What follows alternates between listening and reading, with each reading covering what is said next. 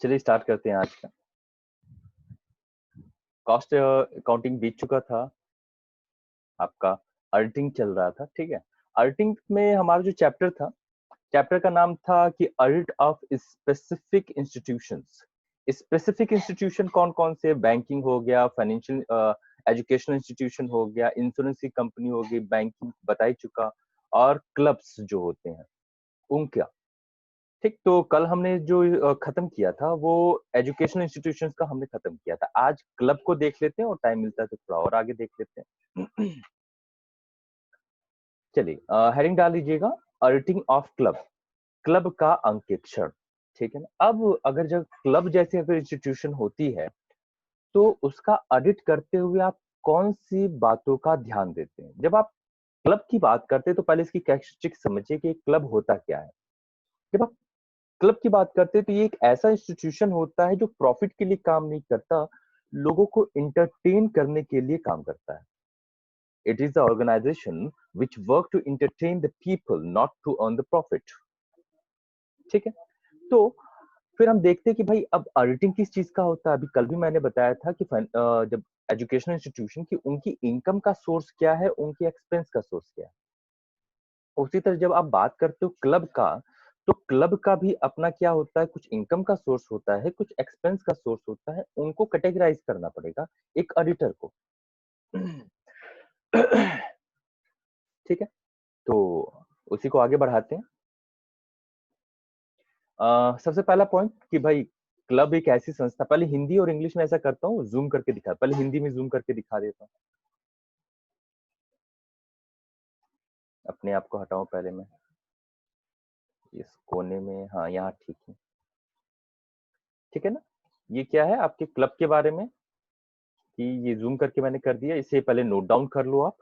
ठीक, अगर आपको कोई भी चीज क्लैरिटी नहीं होगी, मुझे मैसेज करके ये सारे नोट्स आप मांग लेना।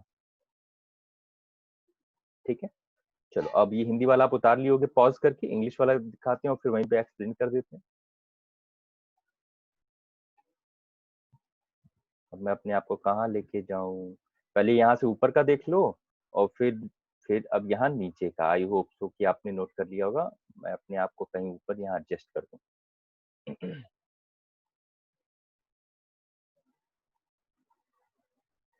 चलिए,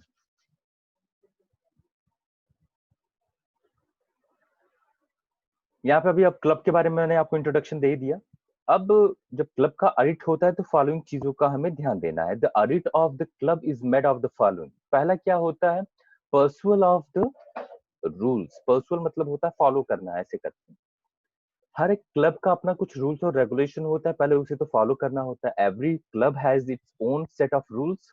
तो before launching the audit program शुरू करने से पहले उनके सभी रूल और रेगुलेशन को हमें क्या करना है, उसकी कॉपी ले लेनी है। रूल और रेगुलेशन को आप अथॉरिटी जो होगी उससे आप रिक्वेस्ट करोगे, ठीक है, या उससे मांगोगे, वो आपको रूल और रेगुलेशन की एक कॉपी अवेलेबल करवाएगा, आप उससे पहले लोगे। फिर आप दूसरी चीज ये देखते हो कि एक क्लब है, उसमें अकाउंटिंग का सिस्टम क्या है, अकाउंट्स जो मेंटेन किए जा रहे हैं वो कैसे रखे जा रहे हैं, है ना। तो अकाउंटिंग सिस्टम से पहले आप फैमिलियर होगे।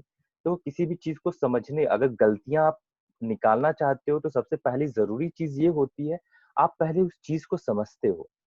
जब उस चीज को समझोगे तब आप उसकी गलतियां और अच्छाइयों को निकाल सकते हो।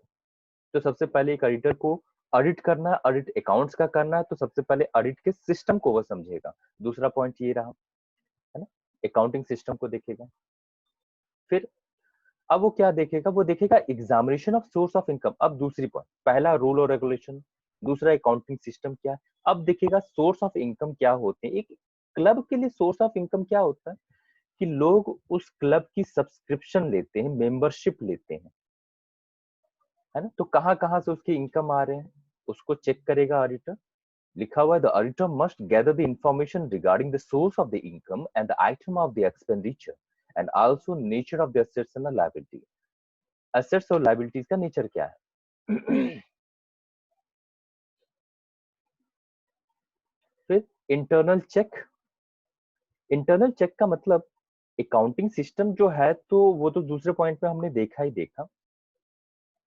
इंटरनल चेक का सिस्टम मतलब कितनी बेहतर तरीके से अकाउंटिंग सिस्टम उन्होंने रखा हुआ है एक ऑर्गेनाइजेशन में, मतलब कि एक बंदे के काम को क्या दूसरा बंदा चेक कर रहा है, यानी क्या जो भी ट्रांजैक्शन हो रहे हैं वो क्रॉस चेक हो रहे हैं क्या, है ना? जैसे हमने ऐसे सिस्टम को चेक करके रखा है कि एक बंदे ने काम किया, उसने काम आगे बढ़ाया, और जैसे ही आगे वाला बंदा उस काम को करेगा तो पीछे वाले बंदे का भी काम चेक होगा, तो एक का दूसरे से कनेक्टिविटी करते हो, इसे इंटरनल चेक सिस्टम बेहतर होता है, तो उस चीज को समझेगा। ये हुआ चौथे पॉइंट तक। आगे देखते हैं।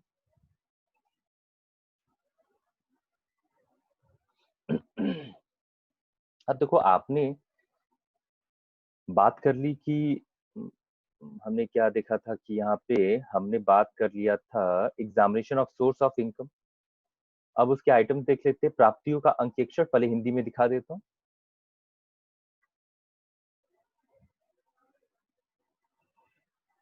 ये हिंदी में आप इसे नोट डाउन कर लीजिए, वीडियो पॉज कर लीजिए और इसे क्या कर लो, नोट कर लो। अब इंग्लिश में देख लेते हैं।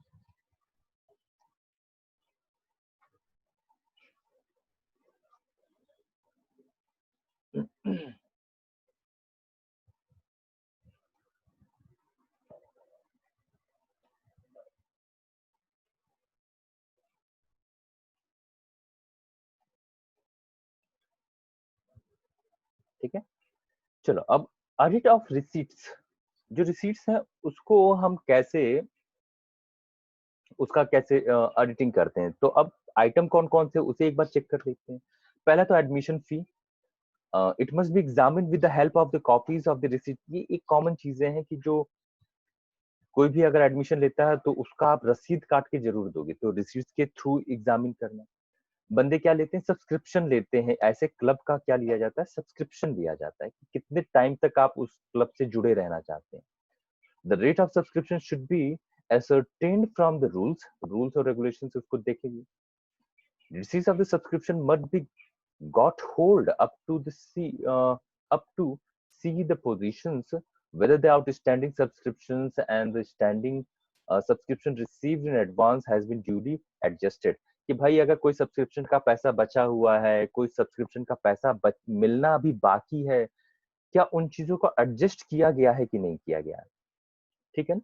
तो यहाँ पे आप ऐसे भी लिख सकते हो कि सब्सक्रिप्शन और उसके बाद एक पॉइंट बना सकते हो, एडजस्टमेंट ऑफ सब्सक्रिप्शन। ठीक है ना? हाँ। फिर नेक्स्ट है एड एंड डोनेशन, यानी जो सहायता मिलती है और दान की राशि मिलती है, उसकी बात कर रहा है कि भाई अगर ये सारी चीजें आ रही हैं तो उनको हम चेक करेंगे कि बैंक में आ रहा है तो बैंक का जो रसीद है उससे मैच करवाएंगे कि कितना पैसा आया नहीं आया। फिर income from sales, obsolete and out of the use item. अब जैसे ये जो क्लब होते हैं उसमें कई चीजें यूज की जाती हैं, कुछ ऐसी चीजें होती हैं जो कि ट्रेंड से हट गई होती है, आउट ऑफ फैशन हो जाती हैं, कुछ चीजें उतनी यूजफुल नहीं रह जाती हैं, तो उनको ये क्लब क्या कर देते हैं, बेच देते हैं और उसको बेचने से कुछ पैसा मिलता है। जैसे समझ लो एक क्लब है, बंदे जा रहे हैं हर सुबह न्यूज़पेपर पढ़ेंगे, तो हर दिन का न्यूज़पेपर इकट्ठा होता चला जा रहा है, उसको अब क्या करेगा, वो बेच देगा। समझ लो क्रिकेट का एक क्लब है, अब क्रिकेट का क्लब है, जिम का एक क्लब मान लो, या तो जिम का एक क्लब है, वहां पे चीजें यूज की जा रही हैं और इंटरटेनमेंट का कुछ भी, तो वहां सामान जो खराब हो रहा है उसको फिर बेचने का बेचेगा भी, उसी को सेल करने की बात कर रहा है। फिर other receipts, income from the other source such as from the investment और the rent must be examined by the relevant vouchers. अब जो मकान होता है बड़ा सा जिसमें क्लब चल रहा होता है, अगर उसको कुछ किराए पे उसका कुछ हिस्सा दिया हुआ है, क्लब ने कुछ पैसे जो सब्सक्रिप्शन के मिल रहे हैं उसको कहीं इन्वेस्ट करके रखा है, तो उसकी भी प्रॉपर क्या होगी, चेकिंग होगी।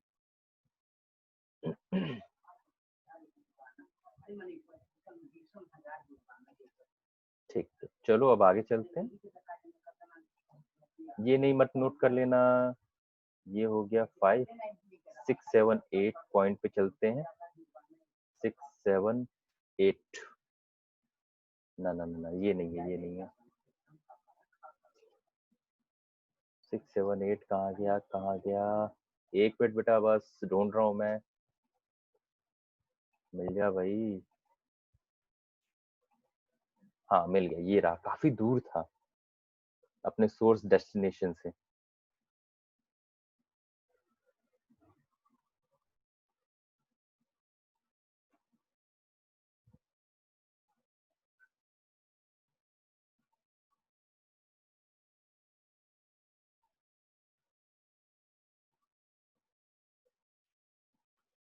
चलो वो मैं कुछ दूसरा चीज देखने लग गया था। चलो यहाँ पे स्टार्ट कर लेते हैं। पहले हिंदी वाला बच्चे जो है बेटा उसे पॉज करके नोट डाउन कर लो, और फिर से बता रहा हूँ, अगर कहीं पे कोई कंफ्यूजन होगी तो उसे क्या कर लेना, मुझे नोट्स मांग लेना, मैं तुम्हें व्हाट्सएप पे अवेलेबल करवा दूंगा।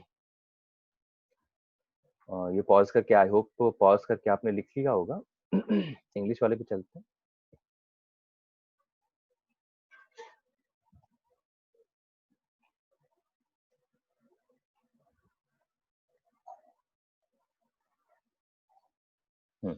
चलो, फिर ऑडिट, अभी हमने इनकम से रिलेटेड चीजों का ऑडिट करने की बात कर ली। अब जो पेमेंट रिलेटेड होते हैं, अब क्लब का आप कर रहे हो, तो क्लब का क्या क्या पेमेंट रिलेटेड चीजें हैं उनका वेरिफिकेशन होगा। पहला, whether the payment are the authorized or not, यानी कि क्लब ने जो पेमेंट की है उस वो पेमेंट या एक्सपेंस करने की क्या उसे परमिशन है कि नहीं है ना। अब आप खुद समझो कि समझ लो इंटरटेनमेंट के लिए कोई है, अब इंटरटेनमेंट है और लिटरेचर पे खर्च किया जा रहा है, तो क्या उस लिटरेचर पे पैसे खर्च करने की परमिशन है बाय रूल कि नहीं, उसे क्रॉस चेक करेगा एडिटर।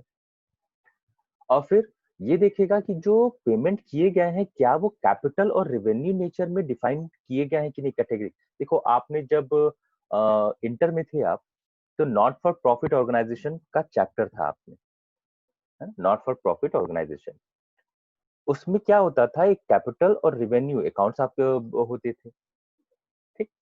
तो अब एक ऑडिटर ये चेक करेगा कि जो भी ट्रांजैक्शन हुए, पेमेंट हुए हैं, उसका नेचर क्या है। कैपिटल नेचर मतलब लंबे समय के लिए किया गया, revenue nature day to day use के लिए किया गया है कि नहीं ऐसे। और फिर अगर कोई भी आइटम, थर्ड पॉइंट पे आते हैं, अगर क्लब कोई भी आइटम परचेस करता है तो उसका ऑडिट हुआ कि नहीं उसकी रिसीप्ट से मैच करके। फिर amount spent on the playground और the construction of the building must be examined, अगर प्लेग्राउंड से रिलेटेड कोई चीजें खर्चे किए गए हैं, कंस्ट्रक्शन से रिलेटेड, तो उसका पूरी तरीके से एग्जामिनेशन होना चाहिए।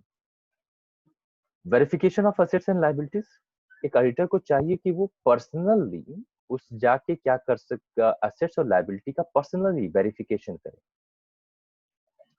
Audit of capital fund,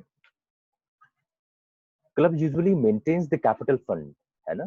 capital fund जो कभी कभार जो नेचर की पैसा रिसीव होता है उसकी बात कर रहा है, उसका यूजुअली मेंटेन किए जाते हैं। तो auditor must find out the relevant rules and mention them in the report. और अगर कैपिटल नेचर की जो फंड फंड पैसा बचा के रखा हुआ है, इनके बारे में पूरी इंफॉर्मेशन होनी चाहिए कि पहले कितना पैसा बचा हुआ था और अब कितना पैसा बचा हुआ है, और इन फ्यूचर कितना उसमें से यूटिलाइज होके कितना बचने की पॉसिबिलिटी हो सकती है, वो सब रिपोर्ट में वो क्या करेगा, मेंशन करेगा।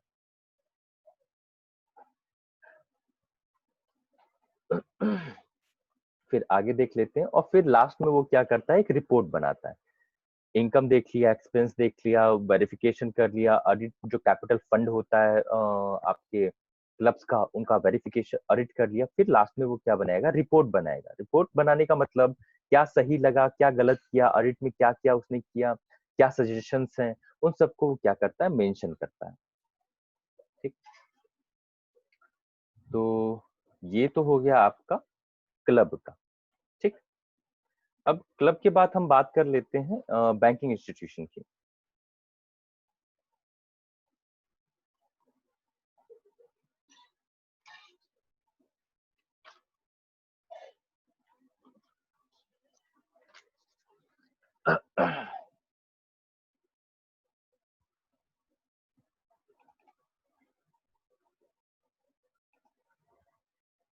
ऑडिट ऑफ बैंकिंग कंपनीज, ठीक है।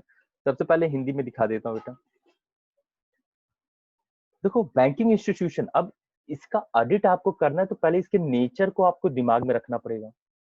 अब इसका नेचर क्या है, एक जब बैंकिंग इंस्टीट्यूशन की बात करते हैं तो उसका मेन कोर एक्टिविटी क्या होता है? Accepting the deposit and providing loan, यानी डिपॉजिट एक्सेप्ट करता है और लोन प्रोवाइड करता है, और इस बेसिस पे जो मार्जिन होता है वो उसका प्रॉफिट होता है। चार्जेस जो लगाते हैं वो तो अलग से होती है, मैं कोर एक्टिविटी की बात कर रहा हूँ कि मेन बिजनेस एक्टिविटी बैंकिंग का पैसा कमाता कैसे है। आपका पैसा एक अपने में जमा किया, फिक्स डिपॉजिट में मैक्सिमम कितना इंटरेस्ट दिया आपको? 6% टू 7% इंटरेस्ट दिया।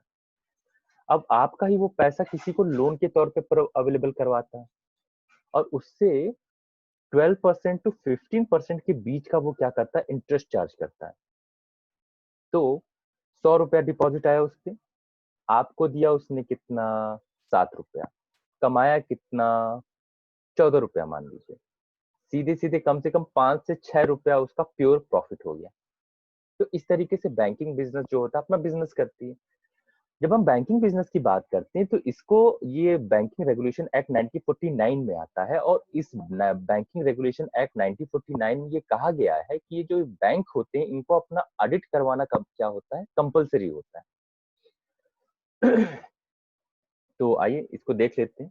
और इसका अकाउंट्स मेंटेन करने की भी इसके रूल होते हैं। शेड्यूल 3 में बताया गया कि इसको अपने अकाउंट्स कैसे मेंटेन करने हैं। पहले हिंदी का दिखा देता हूँ, मातृभाषा, अभी हिंदी दिवस भी हमने बनाया।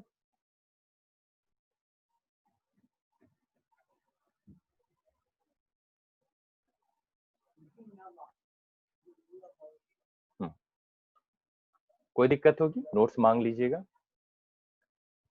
ये आप पॉज करके इसको क्या कर लेना, आप लोग लिख लेना, फिर अभी इंग्लिश वाले में लेके चलते फिर वहां पे एक्सप्लेन करते हैं उस चीजों को। चलिए, अब बैंकिंग वाले में इंग्लिश वाला दिखा देता हूँ मैं। बैंकिंग वाला थोड़ा लेंदी है।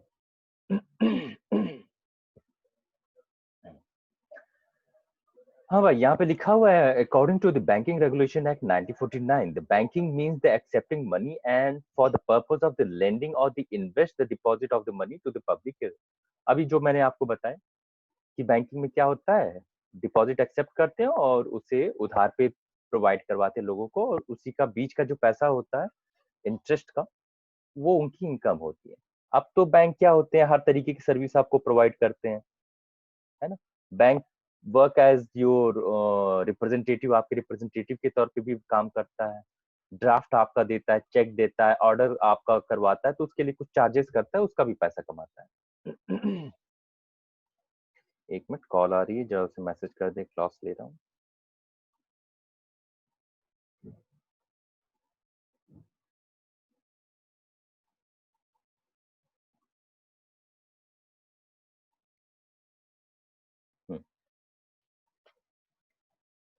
अब यहाँ पे लिखा हुआ है section 29 to 23 of the banking regulation act 1949 provides a provisions for the annual accounts and the audit। कि भाई प्रोविजंस यानी एक एनुअल अकाउंट एक बैंकिंग बिजनेस वाली कंपनी को कैसे प्रिपेयर करना है अकाउंट्स, और उसका ऑडिट कैसे होना है। देखो, जब हम बात करते हैं बैंकिंग इंस्टीट्यूशन की, दो तरीके से इसकी बात करते हैं।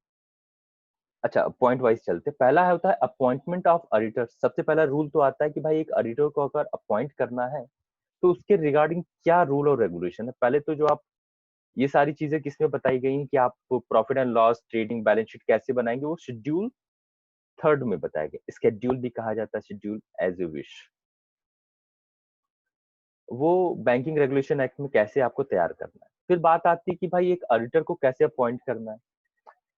अगर बैंकिंग कंपनी इंडिया में इनकॉर्पोरेट हुई है, इनकॉर्पोरेट होने का मतलब हमारे देश में किसी बैंकिंग एक्ट में उसका रजिस्ट्रेशन किया गया है। इनकॉर्पोरेशन का मतलब क्या होता है? किसी एक्ट में उसका रजिस्ट्रेशन करना। तो अगर बैंकिंग कंपनी हमारे देश में रजिस्टर की गई है, तो हमारे देश का कोई बंदा जिसके पास चार्टेड अकाउंटिंग चार्टेड अकाउंटिंग का डिग्री हो, या ऑडिटिंग के रिलेटेड कोई डिग्री हो उसकी, आईसीडब्ल्यूए जैसी, तो फिर वो क्या कर सकता है? ऑडिट कर सकता है। ठीक। अगर जो बैंकिंग कंपनी है वो किसी और देश में इनकॉर्पोरेट हो, जैसे फॉरेन बैंक्स होते हैं, फॉरेन बैंक्स हमारे देश के नहीं होते, बाहर के देश के होते हैं, आके हमारे देश में भी बैंकिंग काम करते हैं, तो वो हुए हैं दूसरे देश में इनकॉर्पोरेट। तो उस देश का कोई नागरिक ऑडिटर उस देश की ऑडिटिंग करने की एजुकेशन क्वालिफिकेशन के साथ उस चीज का ऑडिट कर सकता है। ठीक है, ये पहले पॉइंट में यही सब लिखा हुआ है। देखो यहाँ पे लिखा हुआ है the statement of the profit and loss of the balance sheet prepared in terms of the section 29 of the act shall be audited by the following, है ना। पहला क्या हुआ है, for the banking company incorporated in India, अगर India में incorporated हुआ है तो by the person who is qualified to the audit under the law of the in force in the country at present such as a person is a chartered accountant or certified auditor। जो मैंने explain किया वही सारी चीजें। चलो आगे चलते हैं।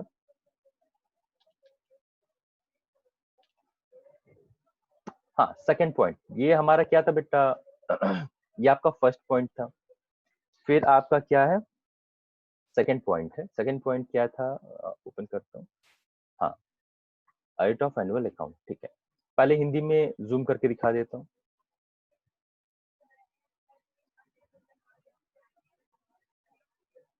देखिए, सबसे अच्छी भाषा क्या होती है आपकी, हिंदी में ही आप ऐसे कह सकते हैं, चाहे संस्कृत कह लो, चाहे हिंदी कह लो, उर्दू भी कह सकते हैं। यहाँ पे क्या होता है, अब जैसे इंग्लिश में है, बोल कुछ और रहे हैं, स्पेलिंग कुछ और निकल के आ रही है।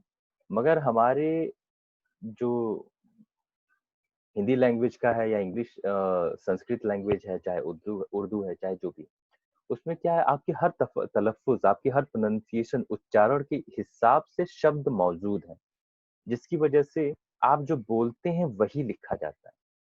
मगर इंग्लिश में क्या है, there is some default, it is not a perfect language. वहां आप बोलते कुछ और है, कुछ और ही इंग्लिश और स्पेलिंग निकल के आ जाती है। So there are so much shortcomings and drawbacks in English. फिर भी इंटरनेशनल लेवल पे है, we have to cope up with that. So I really respect Hindi. चल, भाषणबाजी थी थोड़ी बहुत, चलती है बीच में। यहाँ पे आते हिंदी वाला लिख लिए होगे, इंग्लिश में देख लेते हैं बेटा।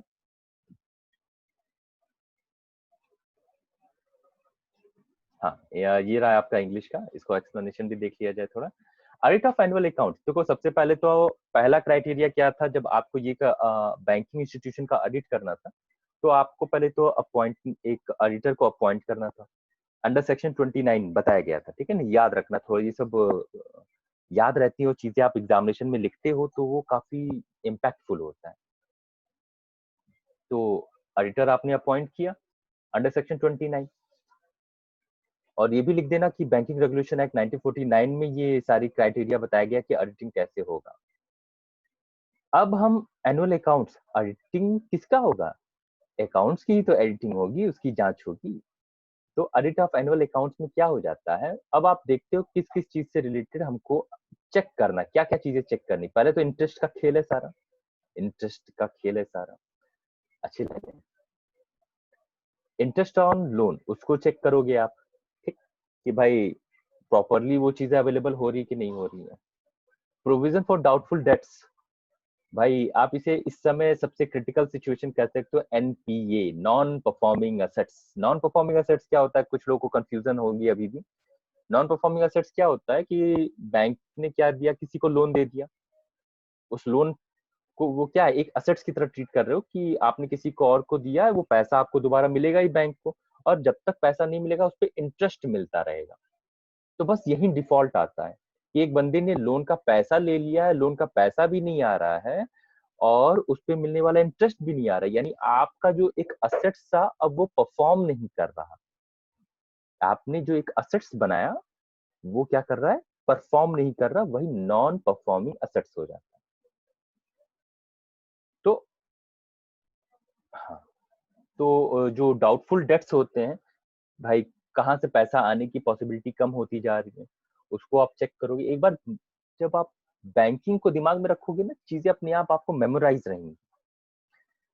बैंक में कैश का खेल है सारा, तो एग्जामिनेशन ऑफ कैश, ऑडिटर को चाहिए फिजिकली खुद पर्सनली वो चेक करे इन सारी चीजों को, कैश से रिलेटेड कितने ट्रांजेक्शन हुए हैं, बैलेंस शीट में वो चीजें जो दिखाई गई हैं सही है कि नहीं है। लिस्ट ऑफ अकाउंट, सारे अकाउंट्स का लिस्ट वो अवेलेबल करवाएगा अपने पास। यहाँ पे खुद ही कह रहा है, auditor should examine that the various accounts of the books are open in adequate manner और not. For this he has to obtain the list of all the accounts. सारे अकाउंट्स की वो लिस्ट अपने पास मांगता है। पांचवी और सबसे इंपॉर्टेंट चीज बैंकिंग बिजनेस में, securities. Security for the guarantee. Bank ऐसे ही कुछ भी पैसा लोन पे नहीं देता है भाई, उसको कुछ गारंटी के तौर पे चाहिए, है ना।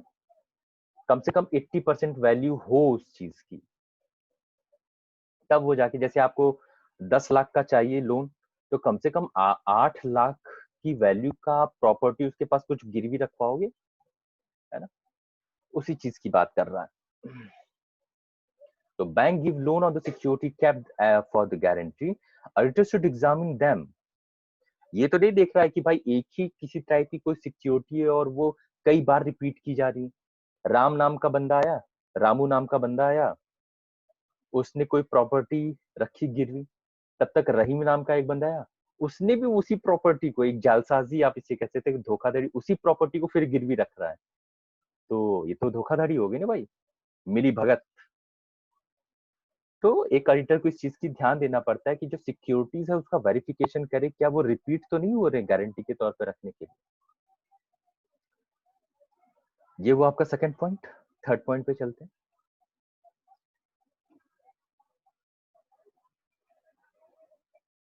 थर्ड पॉइंट नहीं, इसी सेकंड पॉइंट में ही है।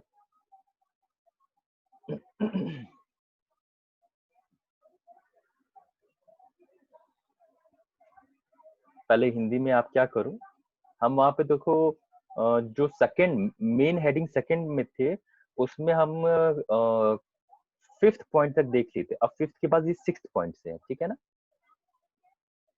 इसे हिंदी में पहले पॉज करके नोट कर लो,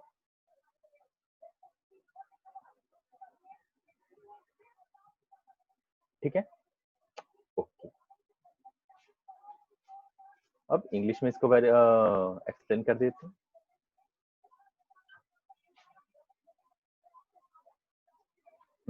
ये रहा आपका इंग्लिश का। सिक्स्थ पॉइंट क्या है, एक एडिटर क्या करता है, verification of primary entries. Primary entry, शुरुआती एंट्रीज क्या थी। समझ लो कि कोई अगर लोन किसी को दिया गया, आप 2020 में है, 2020 में, और वो जो लोन दिया गया था वो 2017 में दिया गया था।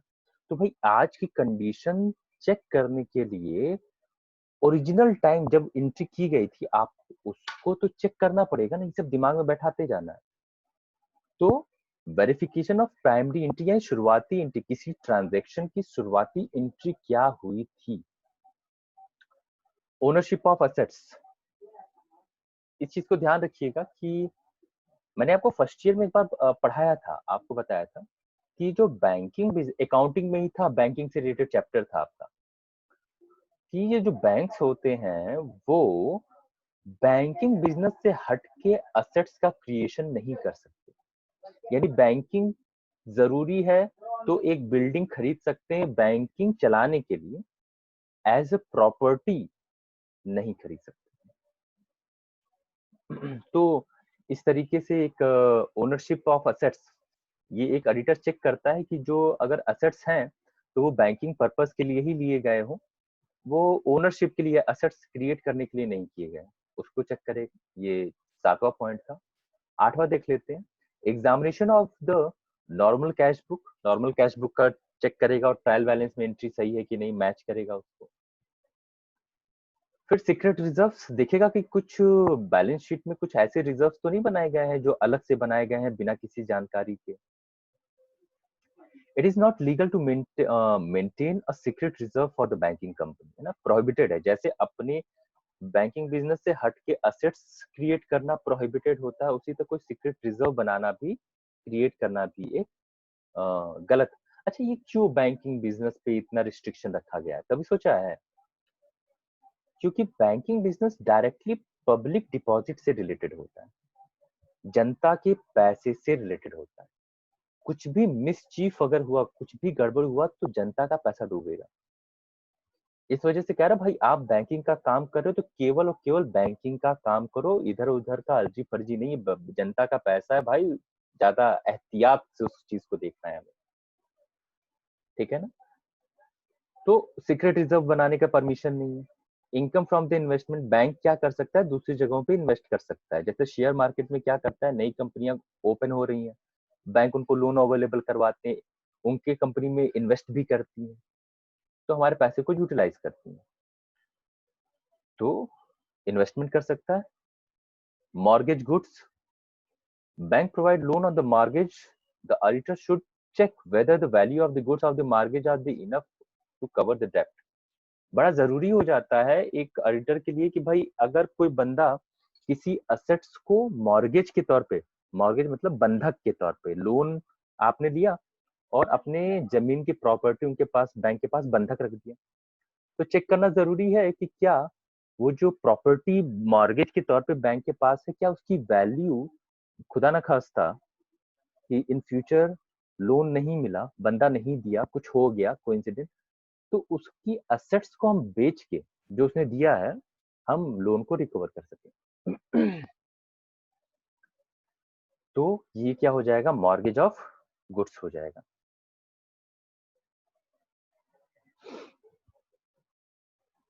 ये हो गया 10 11 11 पॉइंट तक हो गया। और क्या है देख लेते हैं। ये रहा। हिंदी में पहले दिखा देता हूँ, ये हिंदी में है आपकी, इसे नोट डाउन कर लीजिएगा, पूंजीगत या ठीक है। अब इंग्लिश में देख लेते हैं।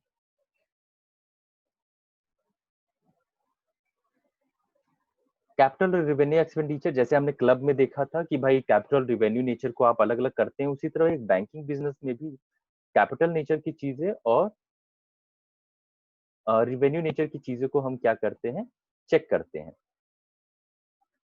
ब्रांच एडजस्टमेंट, हर बैंक की अपनी अलग अलग ब्रांचेस होते हैं, हर ब्रांचेस की अपनी ट्रांजेक्शन होती हैं, अपनी एडजस्टमेंट एंट्रीज होती हैं।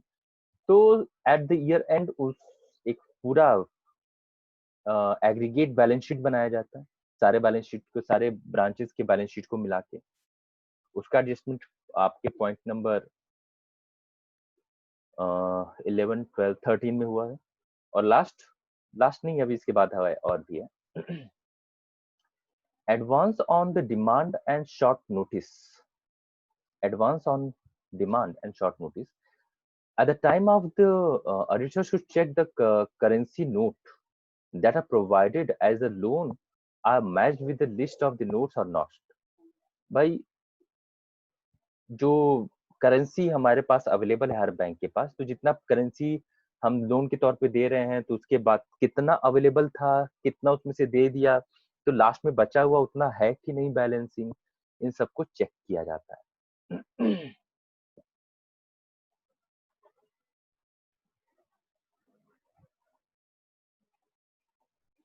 और फिर लास्ट इसके बाद नेक्स्ट वाला है, डॉक्यूमेंट शुड बी साइंड। क्योंकि बैंकिंग इंस्टीट्यूशन है, कोई भी इंस्टीट्यूशन हो, कोई बैंकिंग नहीं, कोई भी अगर ट्रांजेक्शन होता है तो उसकी ऑथेंटिसिटी कैसे चेक होती है कि भाई वो वेल सिग्नेचर्ड होने चाहिए, पता होना चाहिए कि किसने परमिशन दिया है और किसने उसका यूज किया है, दोनों के सिग्नेचर होने चाहिए, है ना। Authority and recipient both must signature the document, sign the document.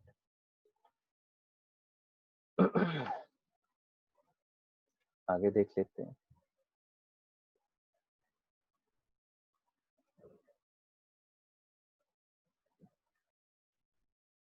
Hindi में पहले दिखा देते हैं।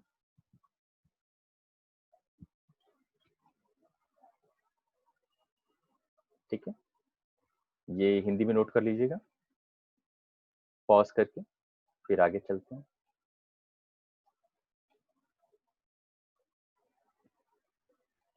थोड़ा ज्यादा बड़ा हो गया, इसके बाद स्लो करते हैं। आप देखो लॉकर फैसिलिटी अगर बैंक ने दिया हुआ है तो उसका एग्जामिनेशन होना चाहिए। जो बैंक ने इन्वेस्टमेंट करके रखा उसको क्रॉस चेक होना चाहिए। बैंक की जो पासबुक होती है उस तो अकाउंट का पासबुक के साथ पूरा मैच होना चाहिए। हर बंदे को आपने पासबुक अलॉट करके रखा हुआ, तो बैंक के पास जो डिटेल है और जो कस्टमर्स की पासबुक है उनका मैचिंग होना चाहिए। पॉलिसी जो कंपनी ने बना के रखी है यानी बैंकिंग कंपनी ने, उसका इवैल्यूएशन होना चाहिए कि auditor should determine the scope of the work by the examining the internal evaluation of policy of the bank. Bank की इंटरनल पॉलिसीज का मूल्यांकन होना चाहिए कि क्या वो सही है कि नहीं। ऐसी पॉलिसीज तो नहीं बनाई है जो केवल बड़े उद्योगपति जो होते हैं, बड़े बिजनेस हाउसेस, उनको हेल्प कर रहा है केवल। ये नहीं कि एक छोटे मिडिल क्लास का बंदा है उसको वो फैसिलिटीज ही नहीं मिल पा रही है। नेक्स्ट है, और शायद इसका लास्ट भी है, सेकंड जो मेन हेडिंग थी, सेकंड मेन हेडिंग का ये लास्ट पॉइंट है, examination of this schedule and related accounts. Loan, advances, cash credit, overdraft should be examined by the schedule and related accounts. तो एक ऑडिटर को एकदम, अब एनर्जी डाउन होती जा रही वीडियो बनाते बनाते, रूल और रेगुलेशन के हिसाब से जितने भी एडवांस दिया गया है, कैश रिसीप्ट है, ओवरड्राफ्ट बनाया गया, उनका भी क्रॉस चेक करना पड़ता है। और अब इस बैंकिंग वाले को खत्म करते हैं लास्ट पॉइंट से, वो है पॉइंट नंबर थर्ड। ये रहा पॉइंट नंबर थर्ड, पहले हिंदी में क्लियर कर देता हूँ, थोड़ा बड़ा कर, यहाँ थोड़ा धुंधला है थोड़ा सा, I don't know how it happened, मगर अगर अगर आपको किसी भी तरीके की क्लैरिटी नहीं हो रही है ये थर्ड पॉइंट से रिगार्डिंग, तो मुझे बेटा आप मांग लेना, ठीक है ना।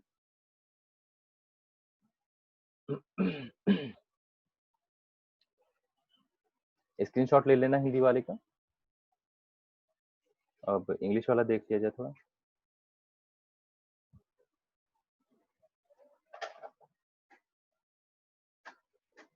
ऑडिट रिपोर्ट तैयार करना, लास्ट में आखिरी काम क्या बचता है, ऑडिट रिपोर्ट को तैयार करना।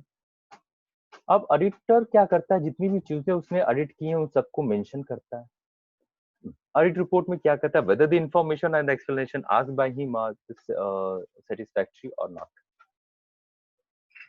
अब वो अपने ऑडिट रिपोर्ट में फॉलोइंग डिटेल्स को देता है, हर एक इंफॉर्मेशन और एक्सप्लेनेशन देता है, जो भी काम किया गया है वो, चाहे जैसे किसी काम से सेटिस्फाइड है उसके बारे में बताएगा, अगर किसी चीज से वो डिससेटिस्फाइड हो तो उस चीज को मेंशन करेगा कि ये चीज सेटिस्फैक्टरी इंफॉर्मेशन मुझे नहीं अवेलेबल है। ठीक, next, whether the transactions of the company which have come to the notice within the power of the company or not। इस चीज को मेंशन करेगा कि जो जो ट्रांजेक्शन हुए हैं, मम्मी मम्मी आराम से, जितने भी ट्रांजेक्शन हुए हैं वो कंपनी के power with in the limit of company में है कि नहीं। जैसे memorandum of association of article of association में जो पावर्स डिफाइन की गई है उसी में रहते हुए कंपनी ने काम किया कि नहीं। whether the return received by from the branch offices of the company has been found adequate to the audit purpose or not। एक बैंक के जितने भी ब्रांचेस हैं उन ब्रांचेस से जितनी भी इंफॉर्मेशन मिली है क्या वो सेटिस्फैक्टरी है कि नहीं।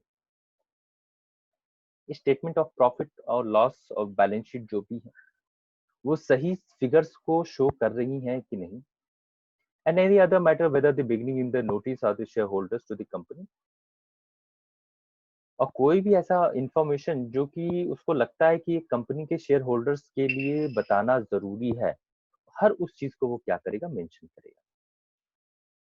तो यहीं पे आपका क्लब का खत्म हो गया और फिर ये बैंकिंग वाला जो है उसका ऑडिट का खत्म होता है।